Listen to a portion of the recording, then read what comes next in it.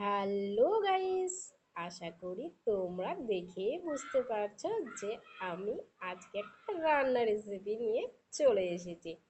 আর আজকে বানাবো হলো, মাই সব কিছু করে দিচ্ছে, বানাবো হলো পেঁয়াজি। আর তোমরা কে কে পেঁয়াজি খেতে ভালোবাসো তোমরা সেটা কমেন্ট করেও বলো।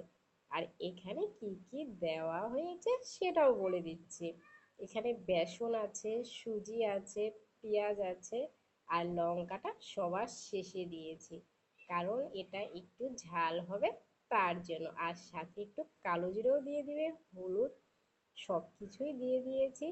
এই যে সব কিছু করার পরে সেটাকে কিছুক্ষণ রেখে দেওয়ার পরে সেটাকে আমরা বানাবো। এই দেখো তেল অলরেডি গরম হতে দিয়ে দিয়েছি। আর দেখো এটা মেখে রেখে দিলে কি হয়, জিনিসটা খুব ভালো হয় আর খেতেও খুব ভালো লাগে। আর দেখো তেল গরম অলরেডি হয়ে গেছে, তার জন্য ছোট্ট ছোট্ট করে দিচ্ছি, কারণ ছোট ছোট করে দিলে পুরো জিনিসটাই ভাজা হয়। আর যদি মোটা করে দাও তাহলে একটু কম হয়, জিনিসটা খুব একটা সুস্বাদু হয় না। তো তার জন্য ছোট ছোট করে দিলে আর হালকা আঁচে দিলে অনেকটাই মুচমুচা হয়। তো মা সব কিছু তৈরি করে দিয়েছে, জাস্ট আমি খালি ভাজছি, কারণ আমার সব কিছু দেওয়া, আমি সত্যি বলতে রান্না একেবারেই পারি না। তো মা সব কিছু করে দিল, আর ভাজাটা আমি নিজেই করলাম। আর দেখো মোটামুটি দেওয়া হয়ে গেছে। আর দেখো কি সুন্দর লাগছে দেখতে, লাল লাল।